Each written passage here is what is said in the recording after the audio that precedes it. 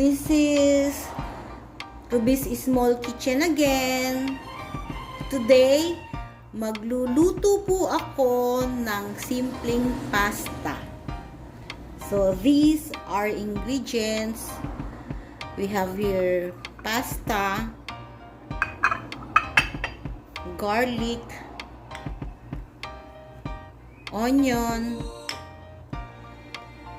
fish sauce, ground black pepper, and we have here tuna flakes, and of course mushroom.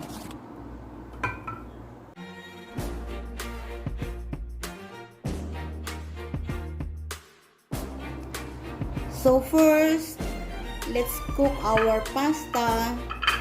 So I have here water, and let's put our flame or fire into a medium flame. So while waiting the water to boil, I'm gonna cut this one into a half. So this is our mushroom, and this is our tuna. So as you can see, there's a lot of oil in there. So what I'm going to do, I'm gonna put the oil here, and I'm gonna put some salt from our water.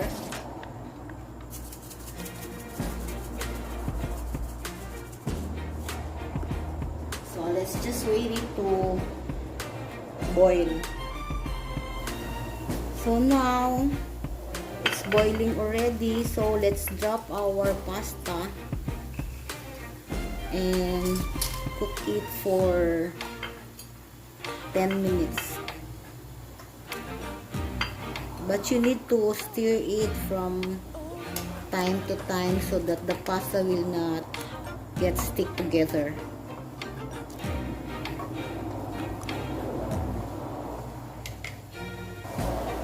So 10 minutes already, our pasta is ready cooked. So to make it sure, let's check our pasta. So get one piece of pasta, and but careful because it's hot. So let's pinch it like this, so you can see there's a white thing there. So the one is already cooked. Means to say it's already cooked. So just drain the pasta and wash it. Oh yes, sorry, I got visitor. So drain the pasta and wash it with warm water or even cold water. But if you gonna cook the plenty pasta, you need to drain it with cold water so that it will not get saggy or like uncooked. So there, just drain it.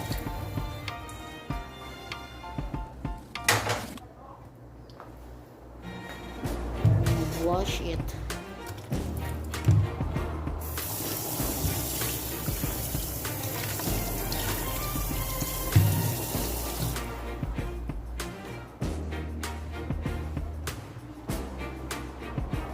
So now let's stir fry our mushroom and tuna flakes. So our pan is already hot.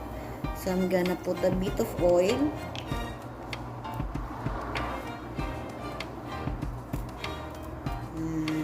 Let's stir our garlic.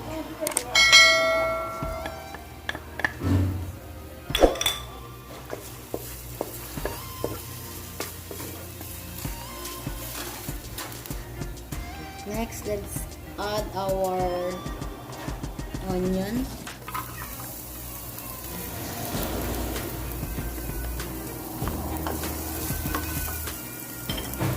Then pepper.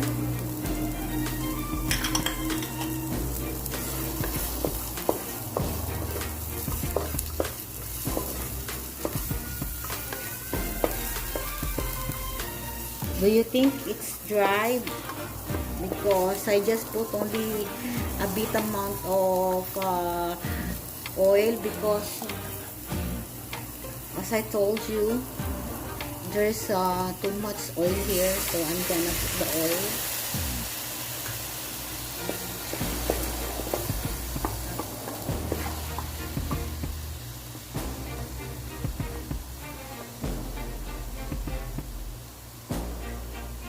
And put the meat.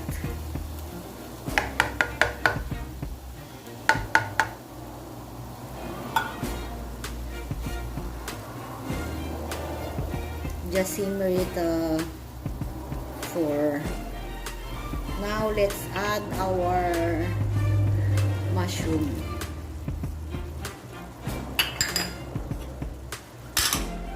And fish sauce.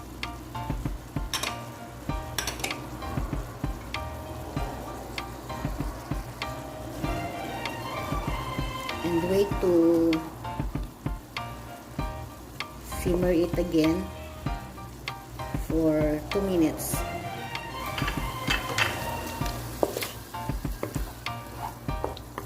So it's done and ready to serve.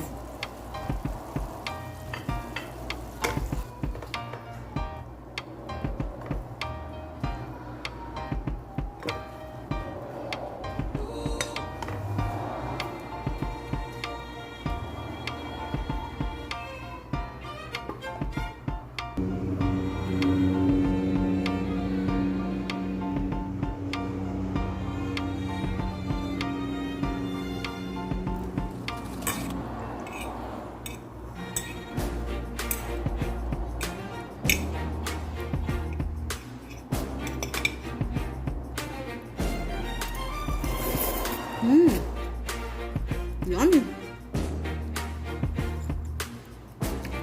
Try nyo po. Simpleng pasta.